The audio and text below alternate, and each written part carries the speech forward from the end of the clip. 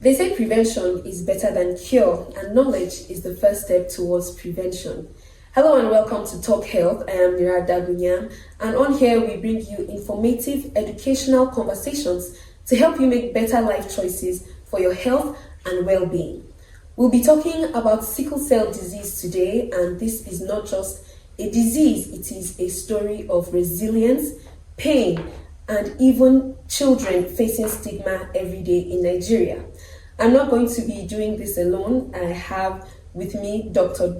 Kilson, who is a consultant in the Pediatric Hematology and Oncology Unit in the Jos University Teaching Hospital, Juth. Good morning, sir. It is a pleasure to have you with us today. Good morning. Thank you for having me. All right, we'll dive into the conversation right now. And for viewers who don't know or who are misinformed about what sickle cell is, what is sickle cell disease? Yeah, sickle cell disease is a blood disorder. So it's a disease affecting the blood. Okay, and then when we talk about sickle cell disease, the disease actually takes its name from the shape that the red blood cells, which are the cells that give the blood the red appearance, take when they are exposed to condition of stress, particularly for when they have less oxygen supply in the blood.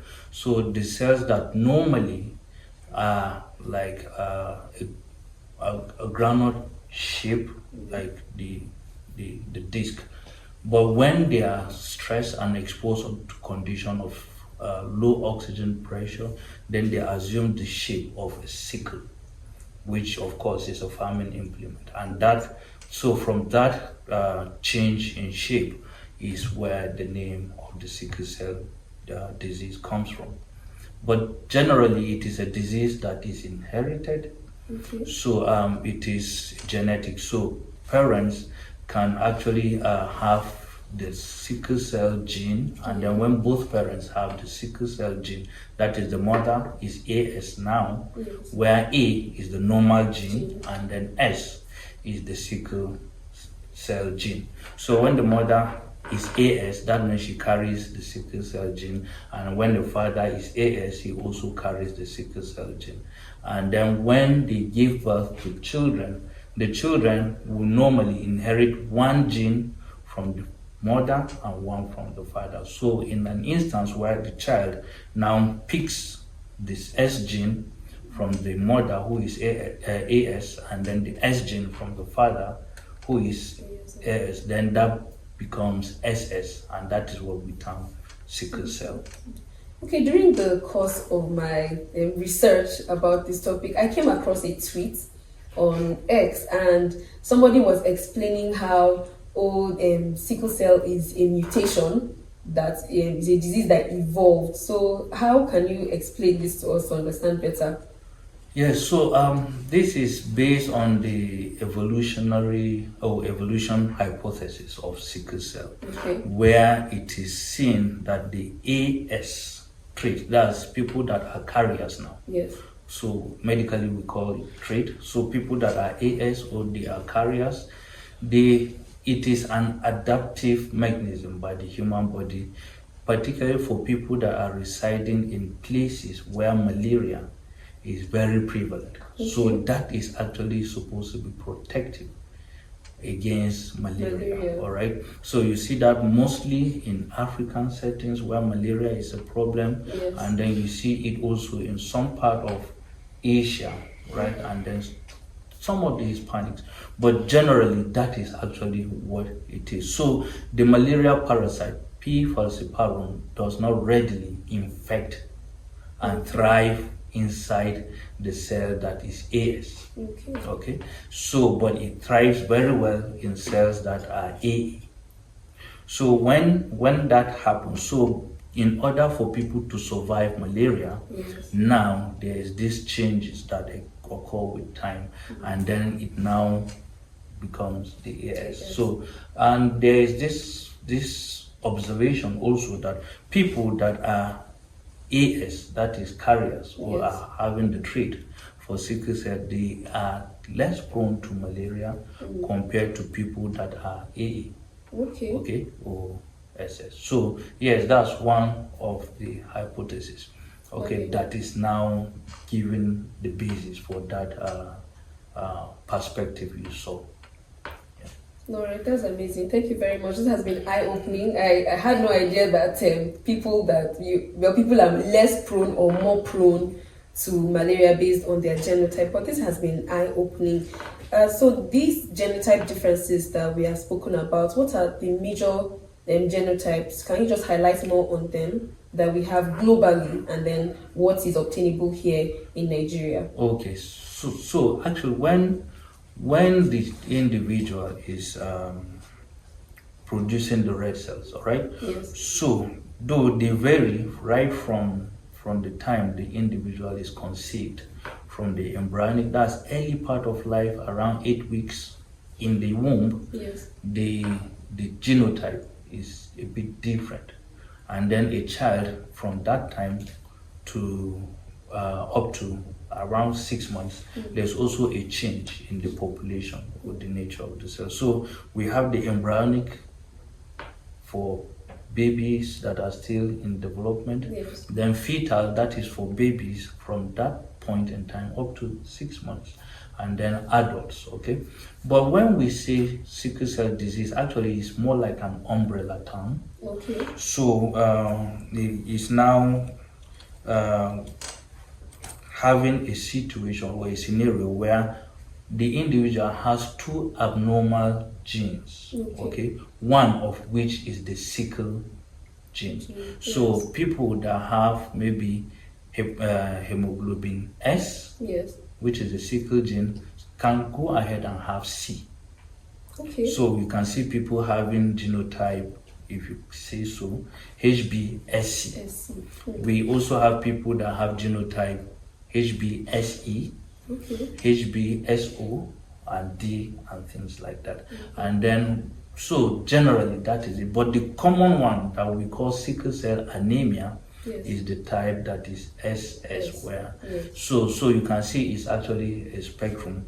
But the one we have more prevalent in our environment is the SS, okay, of which unfortunately Nigeria contributes the largest burden globally, okay, of whether sickle cell disease, but particularly the sickle cell anemia.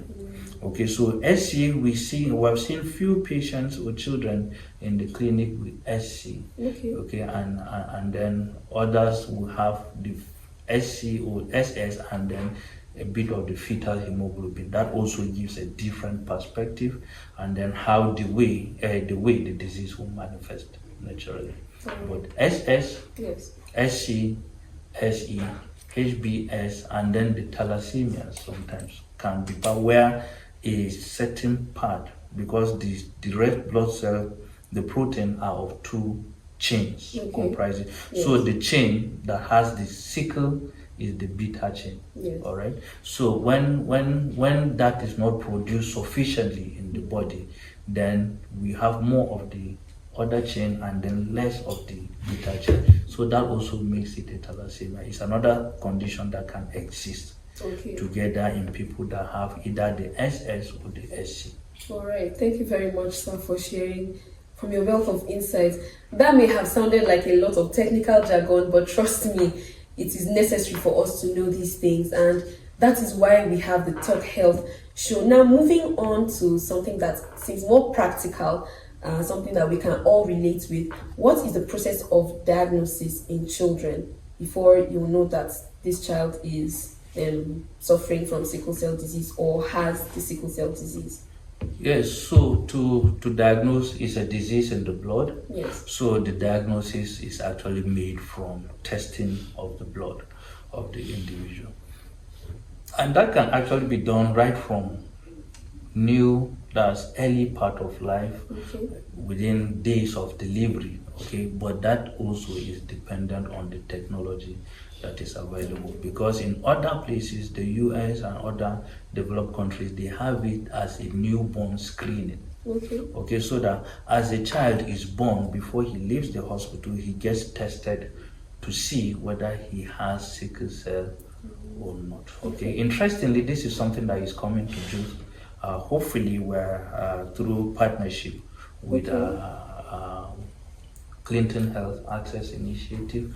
They are sponsoring that for a year. So from early childhood, yeah, it can be diagnosed. But no, what we are using at the moment, we use the hemoglobin electrophoresis, where the blood is taken and then is subjected in the machine, where the different components of the blood will be separated, and then depending on which one is more on what you are seeing on your graph, then you can say this is sickle cell anemia or not, or AA.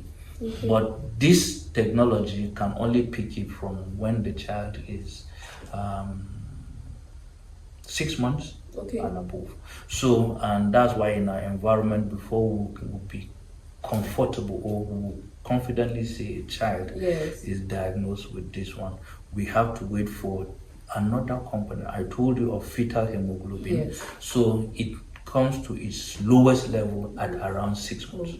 And then it is when that is almost absent that you'll be able to pick the sickle cell. So from 6 months we can do it, but thankfully we'll start diagnosing and then screening for our babies early, before 6 months. Well, that's wonderful. I'm really excited for this new partnership. Thank you. It just shows how much it's exciting. Health technology is advancing. So with this new partnership, do you think that it will be important, or do you think that it will improve the quality of life for children that have been affected with this disease?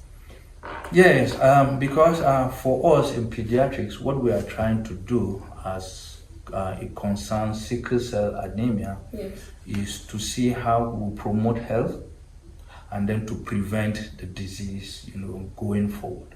So to ensure that, if a child is identified early, then of course all the things that we need to do, and then the counseling in terms of education, in terms of intervention, we will do this early, and then of course the child will live a normal life, right? And then when we intervene early, then some of these diseases that you see them coming, whether the painful crisis or when they come as early as 2-3 years with stroke, or some of those that you see limping because the head of the bone of the thigh is destroyed. So if we start seeing them early, then we can prevent these things early. So that is actually the essence of this that we're trying to do for them. So there is a tendency for them to live normal and healthy life with early diagnosis. Oh, amazing. I'm really excited that technology in health is advancing so much to the point that people affected with sickle cell disease can live normal lives if they are diagnosed early and proper interventions are taking place. So, sir, you had mentioned about a pain crisis.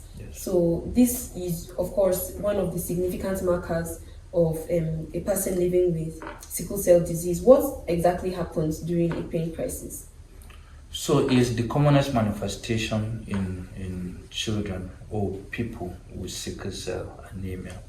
So what happens at that time is when the individual is exposed to stress, okay? And then when we talk of stress now, we're talking about extremes of temperature, very hot weather or very cold weather, stress of excessive physical activity, exercises and play. We have seen children come with pain because they had played so hard.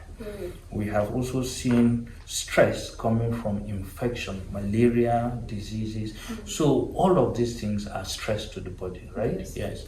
And then when these cells are exposed to stress, they now assume the characteristic sickle shape. Okay, and then in condition of stress and low oxygen, they become sticky. Right? So they become sticky and then they stick one to another. And then, of course, when that happens, so the normal flow of the blood will not be established because as they stick, they now block these tiny blood vessels that are taking blood to every part of the body. And of course, when that happens, it's just like a situation where you sit in a car and you are crowded, you're Yes. compact. Sometimes you start feeling uncomfortable because of the pressure, Yes. because blood flow to the lower part is obstructed. So that's what happens. Almost like what happens in labor.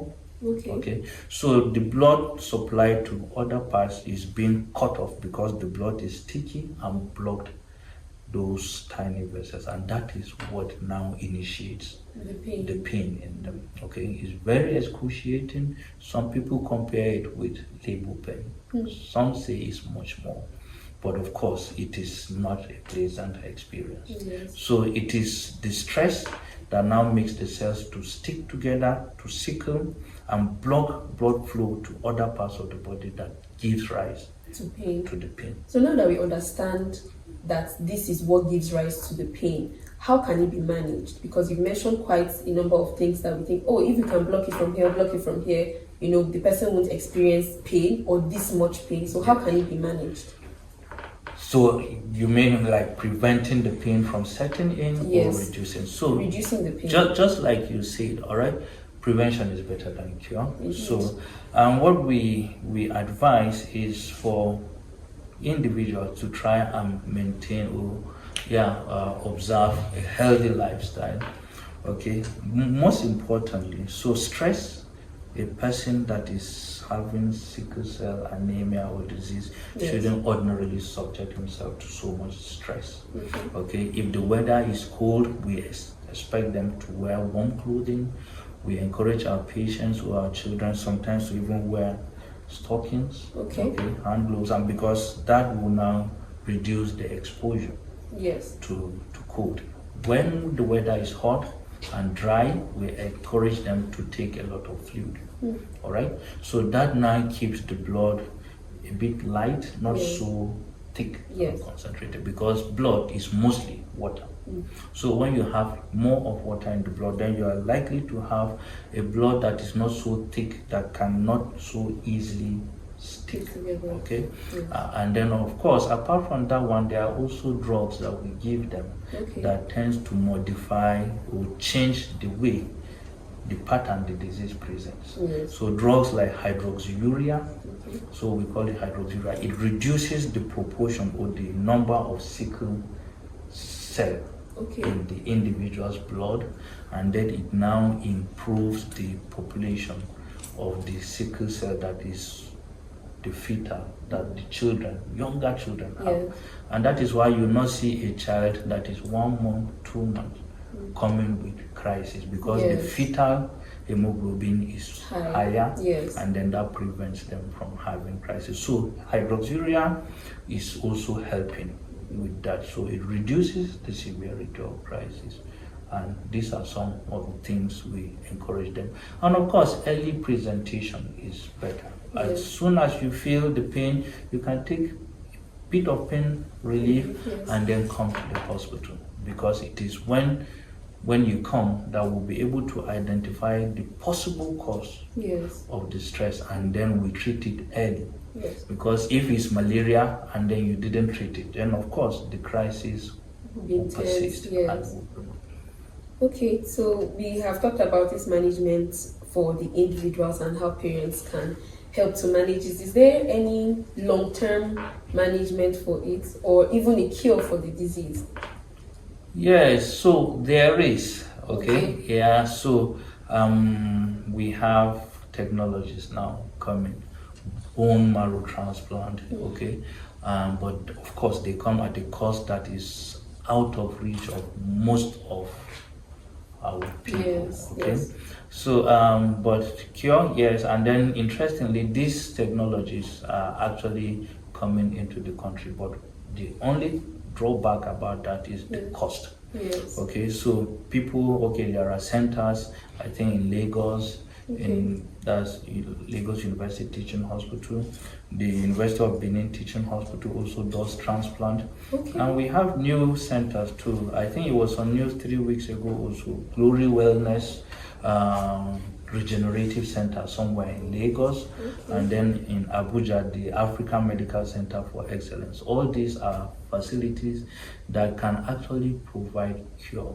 Other technologies are actually available, but the problem is the cost. The cost is not so affordable. In this one, we're talking of millions. Yes. Okay, and then so that's why prevention is better. Indeed, Yeah, prevention we still is come better back than to cure. that. Yeah. Is there a story of a patient? Do you have a patient or a family story that really stayed with you? You know, just seeing their journey of resilience and hope through in the middle of this disease. Yeah. So actually, patients with sickle cell anemia, we don't like. We're trying to move away from calling them sicklers. Okay, Yes. they are warriors. Okay, so like this, if you now look at, because of the struggle, the resilience, they go through a big fight to Yes. survive. And my experience is about. I think I was a houseman then. Okay. When some time back, of course. So a woman, a family brought a child, and because in some families you can see 2-3 children having sickle cell disease, yes. okay, and sometimes you see them coming. So as a houseman, I've seen a woman who brought her child to the hospital, okay, and by the time we felt that the child was okay to go home, then of course having left other children with her neighbors. Yes. Okay, when she was packing her things to leave the hospital, that was in Plateau State Specialist Hospital, then they brought the other child for her, because his own crisis just started at that time. So she couldn't go home, all that she wanted to do at that time. So she just passed on the child to the neighbor to continue helping, while she now received the other child on admission and stayed there. Okay, we have seen instances where parents, siblings, one is on the bed here, the other is on the net, and then the parents are seated in between them, just trying to take care of this. It can actually be heartbreaking sometimes if you see this kind of struggle. Yes, but I've been talking about sickle cell disease, and it has been an amazing conversation with Dr. Kilson. And before we conclude, we had established at the beginning that prevention is better than cure. So what are the preventive measures that we can take before we start talking about, finding solutions and cure and all of that? So the prevention will come from education. Okay. Right? Yeah, just like you say, you have to give people the right information. Yes. Some weeks back, I think 2 weeks ago, one of my professors was a facilitator, a trainer, in one of the training sessions that was organized by the Kano State government, where in a single clinic they acknowledged they have 40,000 people with sickle cell. Okay, 40,000 people with sickle cell. And then, of course, so that means they didn't get all the information that would have prevented that from happening. So that now took the initiative, or that now made the government to take initiative and then try to embark on campaigns. So now, he told me that it's now passed in the Kano State House of Assembly as a matter of legislation, and then now traditional rulers and the religious leaders are now part of it. So before you get tested, before you get married, there has to be testing, and then if you come with the result that is suggesting the couple, that's the man and the woman, are AS, then of course the marriage will not hold. Okay. So the imam will not go ahead with the marriage ceremony, and then, so this is something that is actually, because it's drastic, but it's necessary. When you have 40,000 people having sickle cell, that is a lot of pressure on the health care system. Okay, and then of course not looking at the economic implication of some of these things. More people are spending money to care for children because of crisis, blood transfusion, long admission. So education is important. Yes. So this is something that you want if there's something you want every Nigerian to know about prevention and management of sickle cell, what do you think it would be? Yes, so you have to try and overcome whatever sentiment you have about love, about your money that you'll be able to do it, or some will say, yes, you still go ahead and do transplant. Yes. See, accept the reality that ES and AS can actually make life difficult. And then we have seen some of the parents, they say love eventually, because it's not everlasting. Eventually, when you have a child with sickle cell, that love will no longer be there. Okay, it will actually, it will be tested at that point. So leave that sentiment, just avoid the coming or the marriage between AS and AS. Thank you very much. Leave faith out of it, Yes. leave love out of it. Thank you very much, sir. It has been a wonderful conversation with you. And this has brought us to the end of today's edition of Talk Health. I want you to stay informed, stay healthy, and I will see you next edition.